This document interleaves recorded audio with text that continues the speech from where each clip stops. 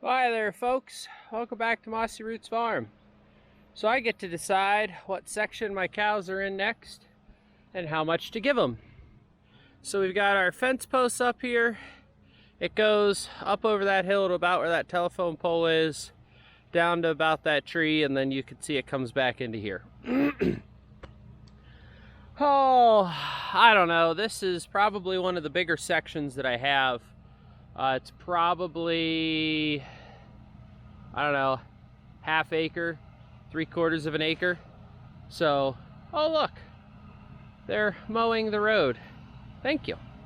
So I get to decide exactly how much space they're gonna have and for how long, because I want, so a little history on this whole section right here. This whole section's usually pretty decent. It usually provides a lot of grass, like you see I'm walking through here. Some of it is the help of these trees. Some of it is the help of just the fact that we're down here and a lot of shade trees there, shade here, so this only gets sunlight a certain portion of the day. Let me take you back here. So this whole piece is just kind of an awkward little piece. I know I'm kind of all over the place. This whole piece is an awkward little piece because we have like a 3-foot alleyway from the fence here down to the fence here for like a foot, and then it comes out and opens up a little bit behind the barn. I have it fenced off behind the barn over here. But usually what I do is the section we were just in and this section I join as one excuse me, because of the creek. If the creek's flowing really well, I'll let the cows in here without additional water. If it's not, I got to get the water trough in here, the water wagon, I should say.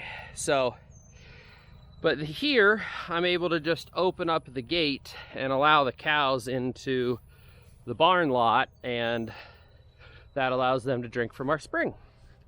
But I have to decide how long I want them in here and how big I need to make this section, because here these are, I believe, 8-inch tall boots. If you can see in the shadow, it's above my boots, and that's pretty consistent. Now this is really good grass because we get the runoff from the barn and it comes down here and all of this stays nice and wet. And we also have a lot of trees and buildings, so we get a lot of shade going, at least in the later half of the day. Excuse me. So I've got to decide what exactly I'm doing, because they need to be in this section.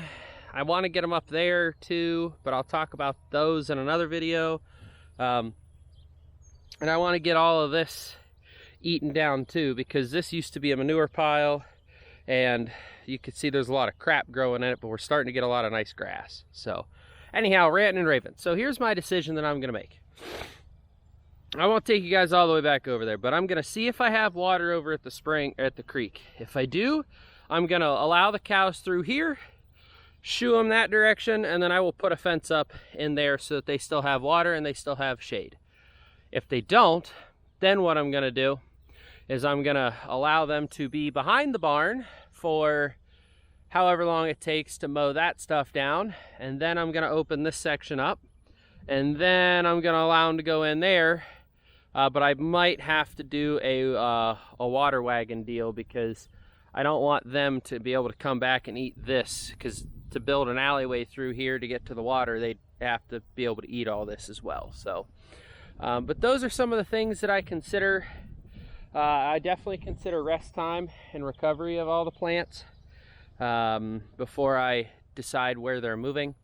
I will also consider water sources.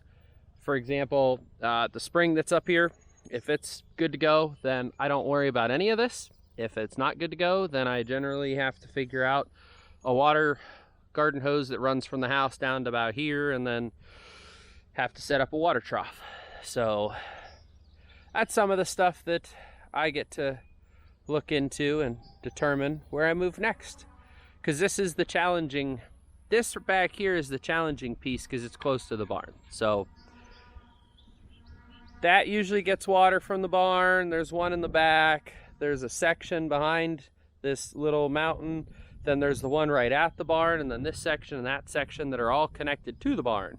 When I get closer to the house, it's pretty much you've got two directions to go. You can either go like clockwise or counterclockwise, you know. So that's the easy part. This is the hard part of where do I go first, how do I decide, and what all do I do? So thank you guys so much for watching. I'll see you on the next one.